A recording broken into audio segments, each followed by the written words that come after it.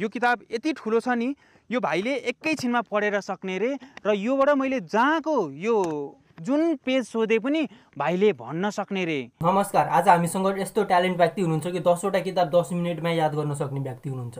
विजय साई। विजय साई साधारण मान्छे होइन, उसलाई नासाले पनि सम्मान गरेको थियो ज्ञानको भण्डार भनेर। आउनुस् विजय साईको ट्यालेन्टहरू जानौँ, के गर्न सक्छन्। यो 10 मिनेटमा यो किताब पढ्यो, 10 मिनेटमा पढिसकेपछि हामीले यो पेपर 100, 150 वटा, 200 वटा, 1000 वटै भनौँ न, 1000 वटा दिएर भाइलाई त्यो चौरमा छोडिदिएर पानी छोडिदिने हो है, सबै लेखिसक्थ्यो है। मैले यो सबै किताब तपाईँलाई पढ्न दियो भने 1 घन्टामा सक्नुहुनेछ सबै, र सबै लेख्न पनि सक्नुहुन्छ। यो बुक पनि हजुरले होइन ल अब भाइ सबै लेख न त, तिमी आज रातभरि भोलि गरेर हुन्छ नि त। त्यो चाहिँ म लेख्न चाहिँ सक्दिनँ, तर टाइम चाहिँ लाग्छ त्यति नै। लेख्न चाहिँ टाइम लाग्छ, पढ्न चाहिँ 10 मिनेट 10-15 मिनट पाइन्छ।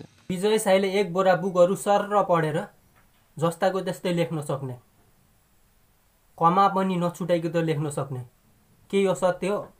आउनुहोस् चेक गरौँ। विजय साईलाई यसरी चेक गरिन्छ कि विजय साईलाई एउटा नयाँ बुक दिइनेछ, 1000 पेज भएको बुक दिइनेछ। विजय साईलाई त्यो बुक पढ्न दिइनेछ, सर पढ्न दिइनेछ, र त्यसमा ऱ्यान्डमली एउटा पेज सेलेक्ट गरिनेछ। त्यो पेजमा के लेखिएको छ सब सोधिनेछ। मेरो क्यामेरा छेउमै ल्याएर देखाउँछु। 1098 पेजको छ यो हो। हजुर हजुर, 1098, 1099 छ भनौँ, 1100 पेज योसँग। यतापट्टि हेरौँ त, यति नै ल यहाँसम्म तपाईँ 1099 पेजसम्म पढ्नु। यो पढ्न अन्दाजी कति लाग्ला तपाईँलाई? यो 1099 भनेपछि त्यो 20 मिनटभन्दा धेरै चाहिँ लाग्दैन होला सायद। 20 मिनटमा यो किताब तपाईँ पढेर सक्नुहुन्छ। एक्ज्याक्टली। घोकेर पनि सक्नुहुन्छ, लेख्न पनि सक्नुहुन्छ। मैले जुनसुकै पेज लेखेँ भने लेख्नुहुन्छ। मैले सक्छु भन, अनि हजुरले चाहिँ ल बाबु तिमीले अब 215मा या 415मा के छ लेखेर देखाऊ भन्यो भने म मजाले लेखेर देखाउँ। आउनुहोस् जानम कतिको मिलाउँदो रहेछन् विजय साईले।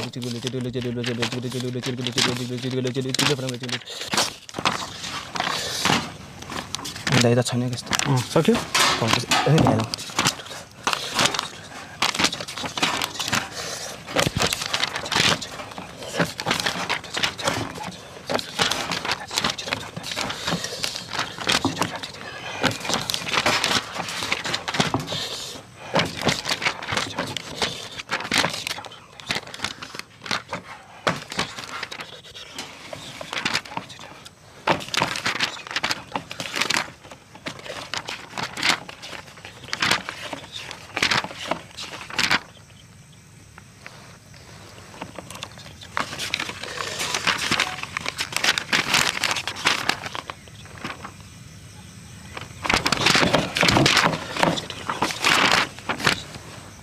बाइस 10 32 भनेपछि 12 मिनटमा 1000 पाना सक्नुभयो।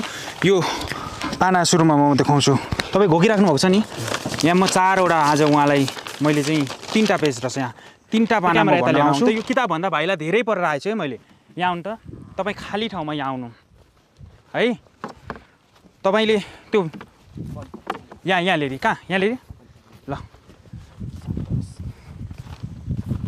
यहाँ गरौँ ल।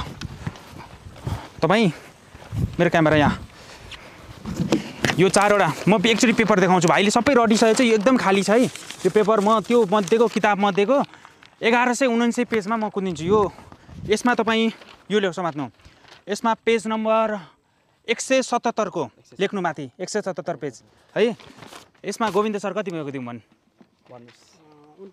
49 को ल 2टाको गरिदिउँ है। 49 र 177 को तपाईँ लेख्नु। तपाईँको यो कुर्सी पनि म देखाउँछु, चेक त गर्नु है, यो केही छैन है। ल तपाईँ लेख्नु। त्यो पनि मैले अनेक भिडियोहरू ल्याउने छु। भाइ त्यहाँ बसेर लेखिरहेको छ, जुन चाहिँ champion book of the world record भन्ने एउटा उपाधि पाइसकेको एकजना नेपाली ठिटो, जुन 19 वर्षको कलिलो उमेरको विजय साई कालीकोट घर हो। यो भाइको लागि, यो भाइको सपोर्टको लागि मैले यो भिडियो बनाएको छु। एकदमै धेरै नेपालीसम्म पुर्याइदिनु होला। मेरो ब्याकग्राउन्डमा परबाट देखिएको छ, ऊ धेरै टाढा छ, तर हेर्नुहोस् त यति छिटो यसरी पढ्ने होइन तर सक्यो। ल भाइले जेस लेखेर सक्यो, अब मिलायो कि मिलाएन है, लेखिसक्यो नि। ओहो भाइको ह्यान्ड राइटिङ राम्रो छ रहेछ नि। ठिकै दाजु नेपाली त्यति राम्रो छैन नेपाली राम्रो छ कि इङ्ग्लिस राम्रो छ हजुर दुईटै इङ्ग्लिस अलि राम्रो छ अलिक राम्रो छ है ए भाइले यो कति 49 पेजको होइन 50 हजुर अनि अर्को कति पेजको हेरौँ अर्को यहाँबाट यो यस्तो यस्तो गरेर अनि 170 देखि यहाँ स्टार्ट ए 49 पेज यहाँ र यहाँ अटेन यहाँ लेखेँ यहाँसम्म लेख्यो 170 यहाँबाट सुरु भयो आम्मा यति चाहिँ ल भाइलाई मैले 100वटा पाना दिएर यो भाइलाई धेरै समय दिएको भए सबै लेख्न सक्थ्यो सबै लेखिदिन्छ